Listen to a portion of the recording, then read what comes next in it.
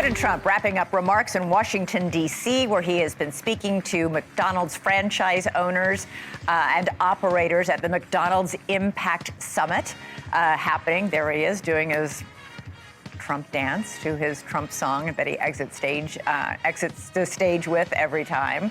Trump famously worked the fryer at a McDonald's drive-through window at a Pennsylvania Golden Arches during his 2024 campaign, and now he's trying to make the value meal a better value for America.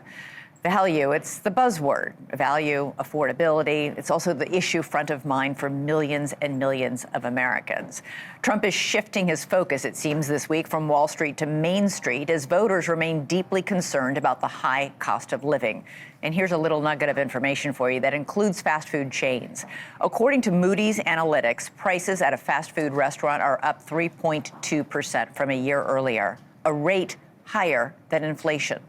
Now, the politics of hamburgers aside for a moment, there was something very unsavory for the president today, and that, of course, is the latest in the Jeffrey Epstein case. The House is set to hold a blockbuster vote tomorrow afternoon on releasing the Epstein files after President Trump made a sudden U-turn last night and urged Republicans to vote for the release, saying, go ahead, there's nothing to hide. Remember, this is just days after he tried very hard to block this bill. This afternoon, he went even a step further and promised to sign the bill to release the files if it passes the Senate as well. He says he just wants to move on because it's distracting from his achievements. All I want for people to recognize a great job that I've done on pricing, on affordability, because we brought prices way down, but they're going way lower, on energy, on ending 8 wars and another one coming pretty soon, I believe. We've done a great job. And I hate to see that deflect from the great job we've done. So I'm all for it. You know, we've already given 50,000 pages. You do know that. Let's go right now to NewsNation's Joe Khalil live for us on Capitol Hill. Joe, this vote is expected to pass the House tomorrow. The question is by how much? How many Republicans are signaling that I'm going to vote yes? Yeah, and the dynamic has really changed, Elizabeth, now that President Trump has significantly shifted his position on this. As you mentioned, he endorsed the bill just last night, posting on Truth Social, calling on all House Republicans now to vote for the bill. And he said he wants that to happen because they have nothing to hide, and he called it, again, a Democrat hoax. That is his position now. But remember that just a couple of days ago, he was literally trying to stop this vote from even happening, going so far as to call certain Republicans who put their names on the petition to have this vote and trying to convince them last week to take their names off of it. And at one point, even inviting one member of Congress, one Republican, into the Situation Room to try to convince her again to remove her name. So this is a pretty dramatic shift here. And what that means is just a couple of days ago, if this does pass the House, we expect it will, we were not sure at all whether the Senate was going to take it up. And frankly, we're still not sure. But if there is an overwhelming majority of House members now that Republicans have the green light from President Trump to move forward on this, that does perhaps change the dynamic quite a bit. And it might sort of force the Senate politically to have to take this vote up and send it on to the president's desk. So his posting that last night has dramatically altered the situation here on Capitol Hill as it relates to these Epstein files. We talked to a lot of Democrats today. I'm going to play for you what one told me. This is Congressman Maxwell Frost about why he thinks we've seen the shift from the White House now. The only reason he's come out in support of it is because he knows he was about to take a big loss in the House of Representatives that would weaken his overall power. That's why he's switching. No other reason. I'm sure he's thinking about other ways he can block the release of the files.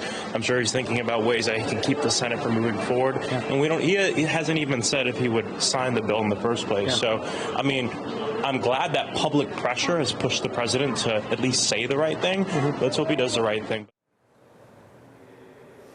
Now, Elizabeth, the White House, Speaker of the House Mike Johnson, for weeks have been saying this vote tomorrow is unnecessary. They say there is a Republican-led House Oversight Committee that's already doing an investigation into Epstein. This, they say, was redundant.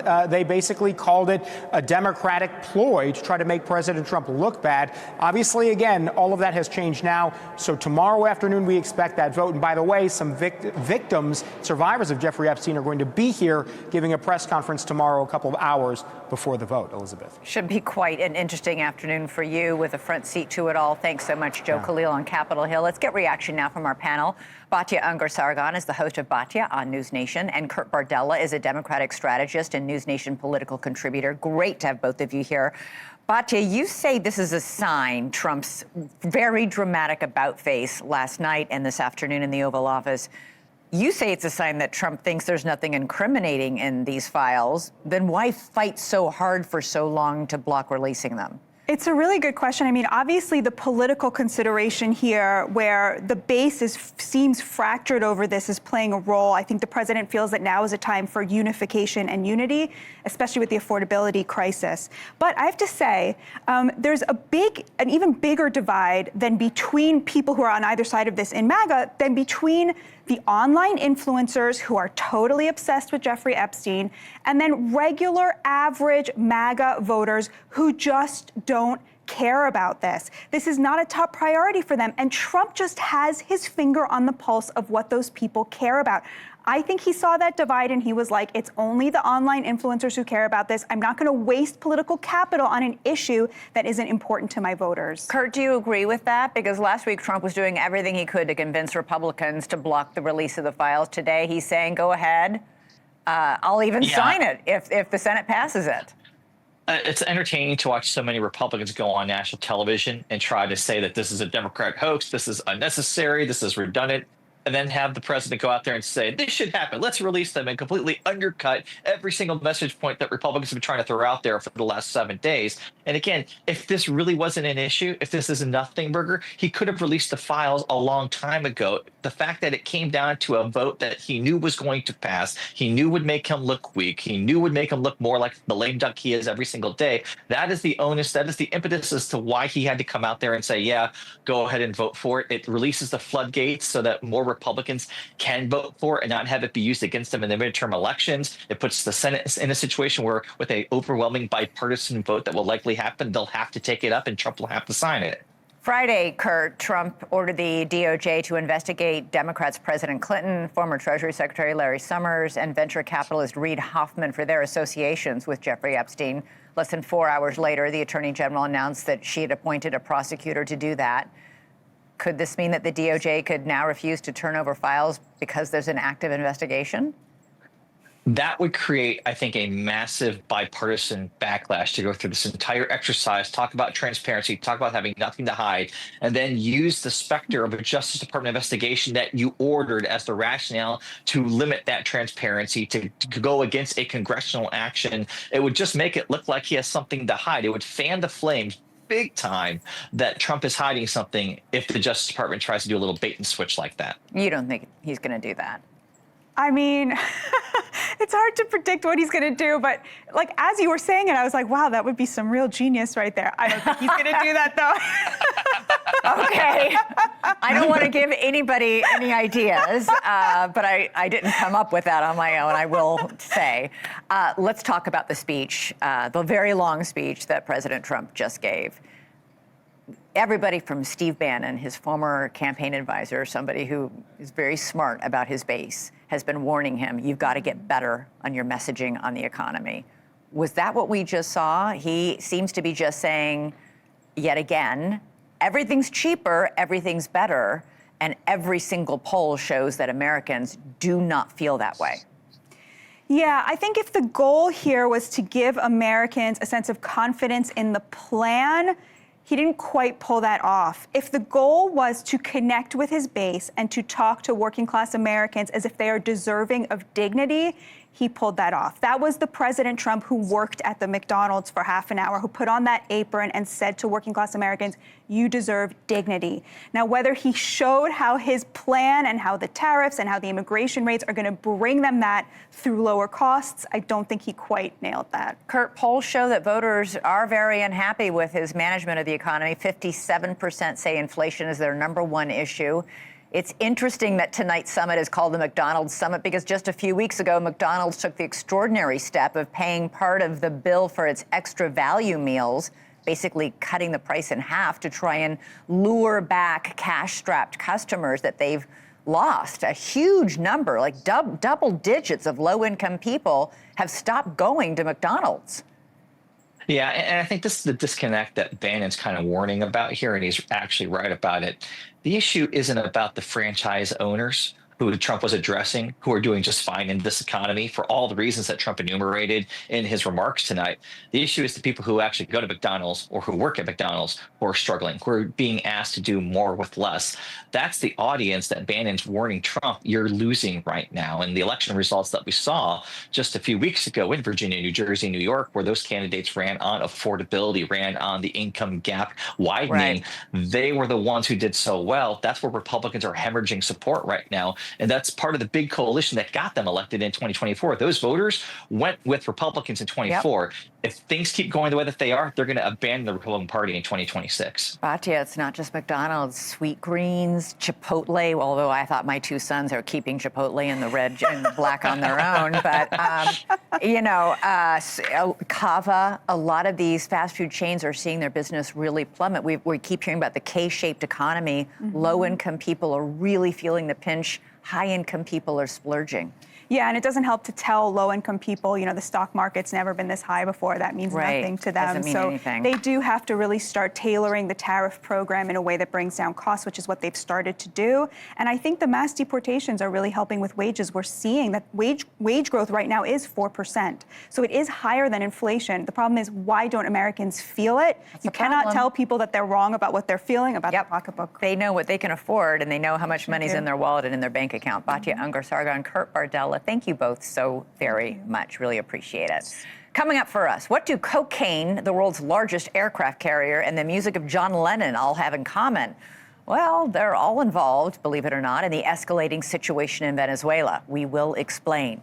And then we go back to the affordability crisis in America with NYU professor and best-selling author Scott Galloway. The crises of young men. Guess what? They're more likely to suffer addiction, slip into depression, land in jail, remain single and isolated, even commit suicide. They were than in any other previous generation. It is a conversation you need to hear coming up. Every day, remarkable women lead, inspire, and change lives in our community. We want your help to recognize her impact. Go to newsnationnow.com and search Remarkable Women to nominate a woman in your life. Now to Venezuela, where the world is getting a lesson in gunboat diplomacy. The Venezuelan president, Nicolas Maduro, is feeling the pressure as the United States continues to amass a formidable naval presence in the region. This is President Trump today refused to rule out putting U.S. troops on the ground there. No, I don't rule out that. I don't rule out anything. We just have to take care of Venezuela. They dumped hundreds of thousands of people into our country from prisons. He's done tremendous damage to our country, primarily because of drugs, but really because we have that problem with other countries too. But more than any other country, the release of prisoners into our country has been a disaster. Trump does say, however, that he is also open to talks with Maduro, suggesting that there might be a window of opportunity for a diplomatic solution that with the man that Trump does call a narco-terrorist. Trump's message comes as the world's largest aircraft carrier, the USS Gerald Ford, arrived in the Caribbean yesterday. More than 5,000 sailors are on board. The American force in the region has now surpassed 15,000 soldiers and sailors, the largest in decades in the Caribbean. This Saturday, there was yet another American strike on an alleged drug boat in the Eastern Pacific. The U.S. says 3 people were killed, all of them allegedly involved in illicit narcotics smuggling. although the administration did not reveal any evidence to back that claim up. This makes at least 21 strikes on boats that the U.S. accuses of smuggling drugs. The U.S. is also looking to designate another cartel as a foreign terrorist organization. It is known as the Cartel of the Suns. Its business is allegedly drugs and arms trafficking, and its chief is allegedly Maduro himself. Whether or not Maduro is interested in talking to President Trump, he apparently is interested in singing. During a Saturday rally, he belted out John Lennon's iconic tune, Imagine. Alfred Nazaret, ¿cómo era la canción de John Lennon? Imagine us people. Maduro is apparently urging the crowd to embrace the message as a symbol of global peace and unity, a world free from war. This amid reports that Maduro is arming and training his people to fight back should the U.S. attack. So will the U.S. and Venezuela manage to avoid a crisis? For more, we're joined now by our senior national security contributor, Lieutenant General Richard Newton. Richard, the president said today that he will not rule out sending U.S. troops into Venezuela, boots on the ground. That sounds more like regime change than fighting drugs. I think all options are on the table, Elizabeth. That's exactly what the president is underscoring here. You know, there's diplomatic tools or military tools. Oh, by the way, the USS Gerald Ford, it's the largest aircraft carrier in the world. It's the most powerful combatant warship in the world. 20 to 25% of the deployed United States naval forces are in the Caribbean. We haven't seen this armada of U.S. military capabilities really all the way back to the Cuban Missile Crisis back in the 60s. So it is formidable. But there's other tools that he's working here. There's certainly the diplomatic tools. As he mentioned, he opened up the fact that he could have talks with Maduro directly. Also the fact that Secretary of State Rubio on Sunday declared, as you mentioned, the Cartel of the Suns as a foreign terrorist organization and so forth. And so, yes, all cards are on the table, and I would anticipate probably the next 96 hours, perhaps the next 7 days, are going to be key to see if we have any military action. We know that there were meetings all last week from the president getting briefings on every single possible potential plan for a military action. To have this much personnel, equipment, aircraft carrier, the Ford arriving just yesterday, I mean, this is, as you point out, unprecedented since the Cuban Missile Crisis. What are the chances he's put all this stuff there and then nothing's going to happen? There's a chance of that. And I wouldn't necessarily give it a number, but I'm probably at 50-50 if I was forced to. What the chairman of the Joint Chiefs of Staff, Dan Kane, has provided him is, as you would expect, and back in my day, we would do the same with the president, is provide a range of options for the president to be able to choose from. And by the way, one of those options, Elizabeth, as you allude to, is perhaps do nothing. It could, continue to keep this massive force here in the Caribbean as beyond just a show of force, but a significant show of force. And what's the president trying to achieve here? Strategically, he has underscored the fact is that these drugs, trafficking these drugs, this narco-terrorist state that's led by Maduro, really does pose a significant threat to the American people. And so that's why he's very serious about this. And he's been very clear about it. It's also, Elizabeth, interestingly enough, this is the message to Russia and China also, who are very closely associated with Venezuela for the last several years under Chavez and now under Maduro and so forth. So this isn't just a message about the United States and the Western Hemisphere, but it's also a message to China and to Russia that in our backyard, we're not going to tolerate certainly drugs, but other nefarious activities that can harm the American people. What do you make of the State Department designated Venezuela's Cartel de los Soles, which is the Cartel of the Sun, a foreign terrorist organization, similar to what they did with Tren de Aragua? I would anticipate, I think that was a good call by Secretary of State Rubio. I think you're going to see more of this because it validates not only to the American people, but certainly the Congress. And it also underscores why we're going to be using military action here. If you designate these narco-terrorist groups as foreign terrorist organizations, I believe that helps certainly the American people, but as I mentioned, the Congress underscore the fact that we can use military forces and U.S. military capabilities, to fight off these threats to the United States, and making them foreign terrorist organizations underscores that, and I think that's a good move. And just very, very quickly, because we're out of time, Trump also said today he's not only open to taking military action in Venezuela, that he would be okay with striking Colombia and Mexico both those countries have been our strategic allies in the war on drugs. This has obviously very deeply upset those two countries. Colombia has stopped sharing intelligence ever since we started bombing these alleged drug boats. What do you make of that threat? Concerning, because really what the key for the United States, certainly in the U.S. Southern Command or in the Latin America region, is really leading with partnership. And the long-term support that we provide to Colombia, by the way, one of our closest allies. Right. Mexico, of course, is one of our partners. I would advise the president to go slow on that. Let's focus on one thing at a time here. In this case, Venezuela. Clearly, Maduro is a bad actor. He harms, the American people through his narco-terrorism, narco-trafficking. I would focus on that, but certainly I would call for the president to maybe reconsider. Yeah, Venezuela is one thing. Maduro is awful. Colombia and Mexico are in a different category. General Richard Newton, thank you once again for being on the show and sharing your expertise. Really appreciate it. Thank you, Elizabeth.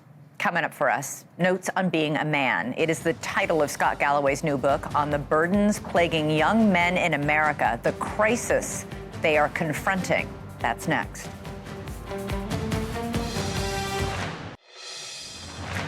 Some of the most important stories are also the quietest and the most underreported. My next guest says a widespread social crisis is simmering under the surface and in desperate need of attention. NYU professor and best-selling author Scott Galloway has dedicated much of his career to exploring why men in America are struggling. In his new book, Notes on Being a Man, Galloway offers a path forward for men and the parents of young men and boys, all dealing with feelings of isolation, suffering from economic inequality, and struggling with the evolving message of the Democratic Party. Galloway argues they need an aspirational vision of masculinity. I sat down with them a short time ago to discuss what it means and also to discuss President Trump's recent remarks on the economy and his remarks tonight to the forum. Here's part of our wide-ranging discussion. Scott, I want to get to your extraordinary new book in a moment, but first I want to draw on your experience as a professor of business at NYU and talk about the economy. Americans really turned on President Biden because he tried to tell them everything was okay and they knew it wasn't. And now, not even a year into his presidency, Trump is facing the same dilemma. You cannot tell Americans things are cheaper and there's no inflation because the one thing they know for sure is how much everything costs. Inflation is down, so why are things so tough right now? Yeah, so inflation, it's down, but it's still kind of sticky. And if you look at the producer's price index, it's come down, but the CPI or the confidence index, people are actually less confident that they've been in a while. And I think a lot of it is that, the bottom line is, Elizabeth, I think it all comes back to the same boring place. And that is, for the first time in history, a 30-year-old isn't doing as well as his or her parents were at 30. So there's a lot of shame and rage amongst young people, and housing continues to get more expensive, education continues to get more expensive, and their purchasing power has kind of barely kept up with inflation. And when young people aren't doing well, there's a ripple-on effect because their parents are angry.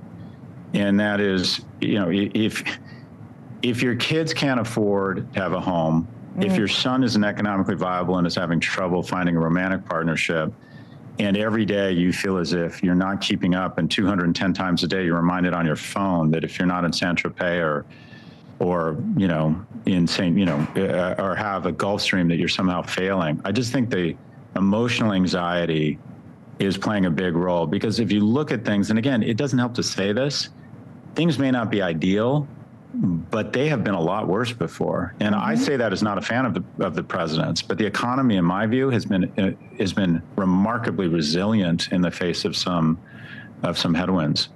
Trump just proposed, literally in the last hour, no tax on overtime, no tax on tips, no tax on Social Security. Will those things make a difference, enough of a difference for enough people? I think it's mostly populist. The no tax on tips thing, it actually impacts very few people. And what I don't get is he's proposing to pay for it with money they're collecting from the tariffs. So let me tax consumers and then give it back to certain. It just seems like a very inefficient way. One of the things I admire about Republican ideology is that if you just let people keep as much money as possible, they'll figure out the most productive ways to use that capital. And this, to me, seems very we're going to increase taxes in the form of tariffs and then redistribute it. I don't know. This feels it feels a little populist. I think that no tax on tips and overtime, if it puts more money in the pockets of the middle class, great. But I'm just somewhat skeptical. The no tax on tips thing, when you really looked at who it impacts, most of these people don't itemize their tax deduction to begin with. Right. And there was a limit on it. So it felt more populist than actually impactful. It's also a small percentage of the population, but you brought up tariffs. Trump is now reversing himself on many of his tariffs, lifting them on many products. He seems to be acknowledging that other countries did not, in fact, pay these tariffs. American consumers did. I taught micro and macroeconomics in graduate school, and we used to talk about tariffs in the light of, can you believe how stupid these people were to believe this would actually work? We thought this was a thing of the past, this level of tariffs. And if you were looking for the most elegant way to reduce prosperity, it'd be pretty difficult to find something better than tariffs. And in addition, it's not even the tariffs themselves that I think are really going to hurt America over the long term. It's a lack of dependability and reliability on the U.S. as a trading partner, because the tariffs seem to be a function of his blood sugar level that day. And so the objective of the tariffs was to inspire a lot of deal making with the U.S. and bring back manufacturing. It's had the entirely the opposite impact, and that is there's a lot of deal making right now. Unfortunately, it's deal making to get around the U.S. It's the Prime Minister of Canada going to Asia. Japan, South Korea, and China are speaking for the first time in a long time. Everyone's trying to reroute their supply chain and diversify away from what is seen as an undependable American administration. And when you look at a place like Canada, the largest undefended border in the world, tremendous friends of ours, 70% of their exports into the U.S., quite frankly, they screwed up. They trusted us. We are really taking a hammer to their economy. And then on the reverse side, we asymmetrically benefit from trade with Canada because we sell high margin products in that trade at a higher multiple in our market. So for every dollar of trade exports into Canada, we're probably getting $3 in shareholder value, whereas they're just getting 1 for 1. So we benefit asymmetrically from these trading relationships. And yet we've decided the definition of stupid, according to Professor Carlo Cipolla from Berkeley, is something that hurts other people while hurting yourself. By that measure, these tariffs could not be more stupid. What about the 50-year mortgage that President Trump has proposed? There's a housing crisis in this country, but isn't the problem there's not enough housing? What will a 50-year mortgage do to solve that? Look, the idea is it does reduce the monthly payment a little bit. But basically, one of the wonderful things about housing is that in terms of other asset classes, it hasn't outperformed other asset classes, but it's a forced savings mechanism. People, when you ask them to contribute money to their 401k every month, may or may not, but people don't want to be kicked out of their house. So it's traditionally been a great way to build wealth because it's sort of a forced savings mechanism. You build equity. You know, I would argue that a 15-year mortgage is probably even better than a 30-year because for a little bit more money in 15 years, you own your home outright. The idea of making that payment for 50 years and paying kind of double the interest, to me, that feels, some people would argue it's innovation. I would argue that you're indenturing yourself. So people have to make their own decisions, but I would never recommend anyone take out a 50-year mortgage. Yeah, double the interest is the key part of that because a lot of people, wait a second, double the interest. That is a significant sum of money. All right, let's talk about the crisis confronting young men in this country. You write about this in your new book, Notes on Being a Man. You say that young American men are more likely to suffer addiction, more likely to slip into depression, land in jail, remain single, remain isolated, even kill themselves than any previous generation of men. What is happening? Yeah, it would be hard to identify a cohort that has fallen further faster than young men over the last 20 years. If you walk into a morgue and there's 5 people who died by suicide, Elizabeth, 4 are men.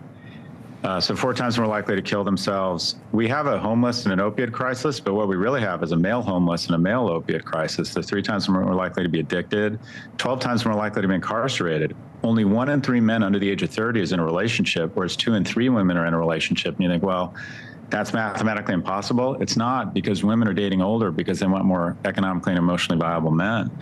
You have now 1 in 7 men are qualified as NEETs. They're neither in education, employment, or training. They're essentially doing nothing. 1 out of 3 men under the age of 25 still lives at home. 1 out of 5 men at 30 is still living at home.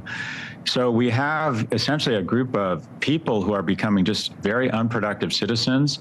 And the result is the deaths of despair, drunk driving accidents, suicide, opiate addiction, overdoses. Since 2002, for the last 23 years, more men have died incrementally, not men who are dying from deaths of despair, but additional deaths from despair is greater than the number of young men who were lost in World War II.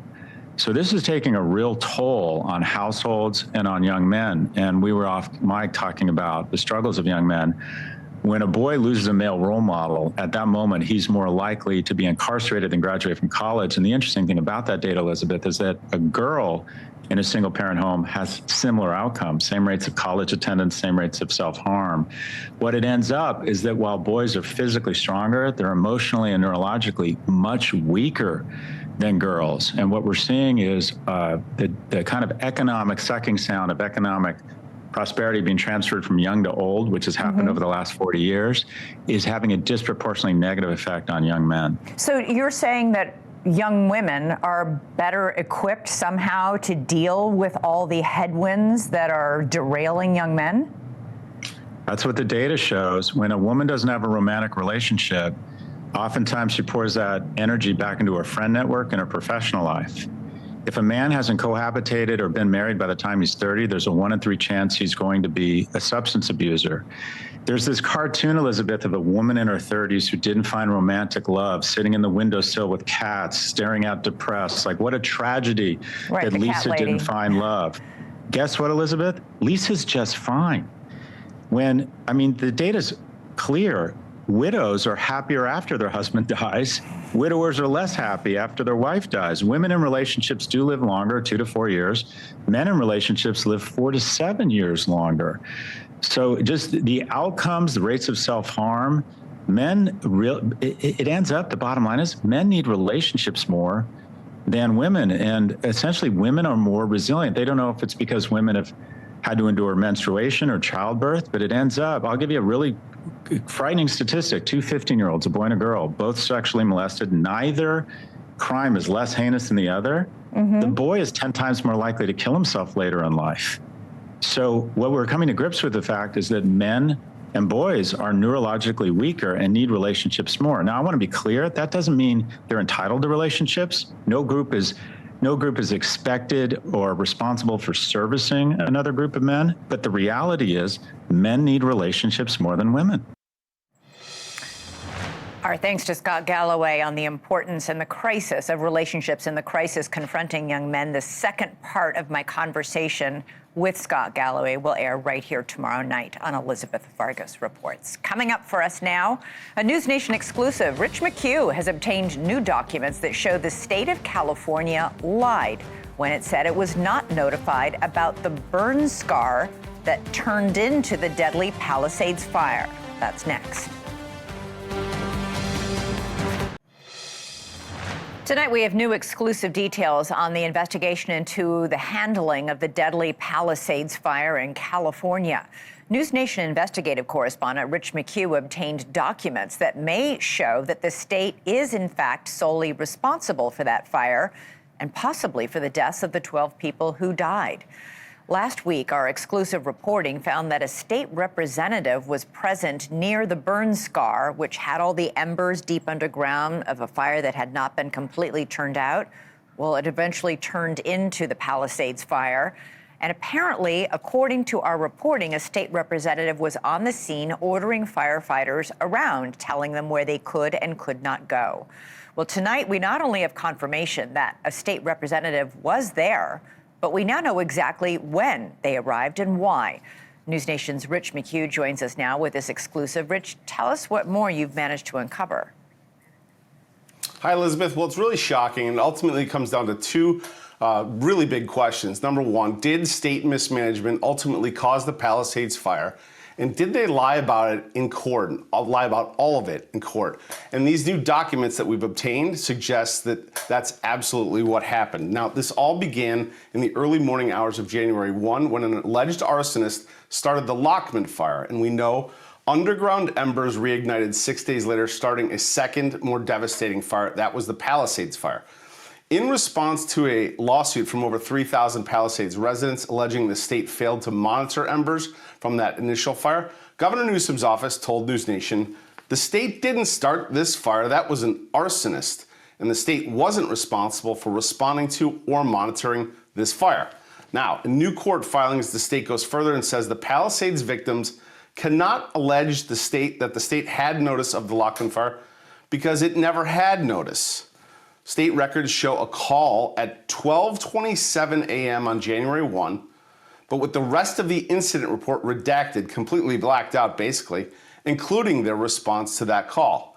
But a Los Angeles Fire Department record tells us all the details. And the LAFD's records show not only did the LAFD notify the state just after midnight, the state sent a park representative at 1:46 in the morning on January 1, and that state park representative arrived on scene at 4 a.m. on January 1. Now that Los Angeles Fire Department incident report shows what the state will not, that the Los Angeles Fire Department contacted the state after midnight on January 1, and a state park rep arrived on scene by 4 a.m. If the state had no responsibility for this land, why are they sending a state park rep? The state is playing hide the ball. They're not being transparent with the public. Tell us that you sent a state park rep. Tell us what that state park rep did. Tell us on the next day, January 2, that you sent another state park rep who directed firefighters and said they couldn't bulldoze. All of these specific questions, Elizabeth, we have asked to Governor Newsom's office and the California State Parks, and they've declined to answer all of them. Back to you. All right, we will continue reporting. Rich McHugh, thanks so much. Coming up for us tomorrow is the big vote in the House to release the Epstein files. President Trump reversed course today and said he supports it. In fact, he'll even sign the bill if it comes to his desk. I'll talk to Chris Cuomo about it live next. All right, Chris Cuomo is about to tee up his show. Chris, you are about to speak to Jeffrey Epstein's brother, Mark, ahead of this big vote tomorrow in the House. Mark, in the past, has defended his brother. What are you going to talk about? Well, he hasn't defended his brother to me. I've had him on before on the Chris Cuomo Project podcast. People can go and download that and watch it, listen to it. He's too afraid to show his face. Because of the threats that have come his way, so he does it over the phone. I think that's a fine accommodation. I get his concerns, but I'm having him on because I had like a dozen people in the media and on the left send me this text thread or email thread or whatever it was between him and his brother as proof of, like, you see, Chris, they have proof that they knew that Epstein was hiding that Trump's a pedophile, and I want to talk to the man and let him explain what it's supposed to mean. I want to do the same thing with one of Epstein's victims because, look, I mean, you know where I've been on this all along. Release the files, okay? My concern is don't put this on the victims that's why you're doing this. You would have done it a long time ago if that's what it was. So I want one of the victims to come on and say what her concerns are, what she knows that may be accessed or not accessed, and what victims like her want. So that's how I'm covering it. Well, good. They are the people who were most hurt by this. They're the only ones who should matter. Yes, they are.